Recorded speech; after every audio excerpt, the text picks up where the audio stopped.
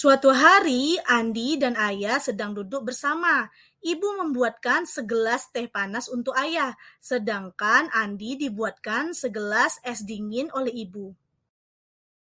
Setelah beberapa lama, pada dinding gelas Andi terdapat titik air, sedangkan pada gelas Ayah titik air malah terdapat pada tutup gelasnya, bukan pada dinding gelasnya.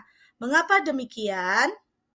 Nah, bukan hanya itu. Gelas Andi suhunya menjadi lebih tinggi, sedangkan gelas Ayah suhunya menjadi lebih rendah. Mengapa demikian?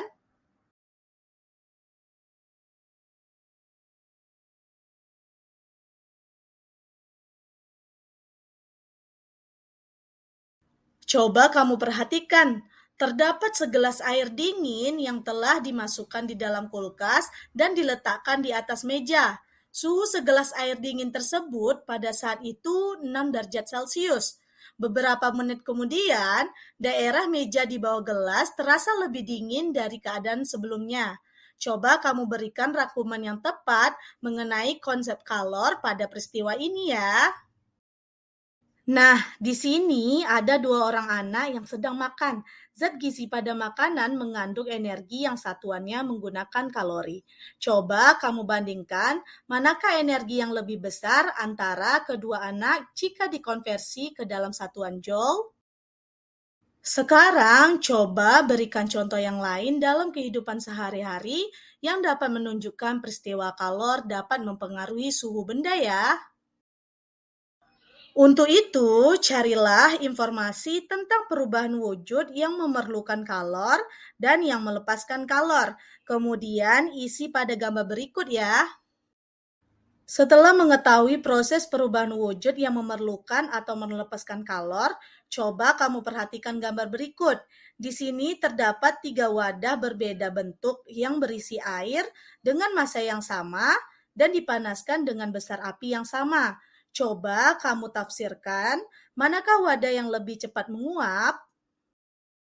Prinsip kalor dapat diterapkan pada teknologi pendingin sederhana. Kamu pasti pernah melihat di depan bangunan besar sering terdapat kolam, terkadang dilengkapi dengan air mancur juga. Kolam ini dibuat untuk memperindah lingkungan di sekitar. Selain itu, kolam juga dapat membuat lingkungan di sekitarnya menjadi sejuk. Mengapa hal ini dapat terjadi? Secara alami, air pada kolam akan menguap. Untuk menguap diperlukan kalor. Kalor ini diambil dari udara di sekitar kolam, sehingga udara menjadi lebih sejuk dibanding tanpa kolam. Prinsip kalor dapat juga diterapkan pada termos air. Seperti yang kita ketahui, termos air berfungsi untuk mempertahankan air agar tetap panas.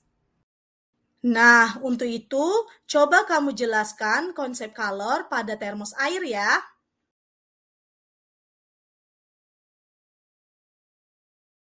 Setelah kamu memahami tentang konsep kalor, nah kita kembali ke permasalahan di awal ya. Pada awal video, gelas Andi, titik-titik airnya muncul pada dinding gelas, sedangkan gelas Ayah, titik-titik airnya malah terdapat pada penutup gelas.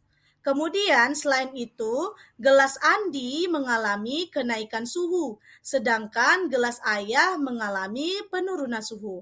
Buatlah hipotesis atau dugaan sementara terkait pernyataan ini ya.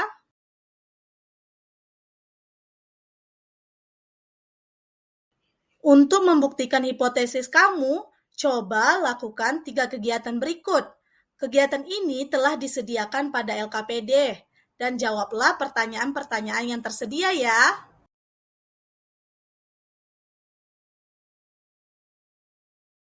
Nah, bagaimana? Kamu sudah melakukan percobaan dan mengumpulkan data, bukan?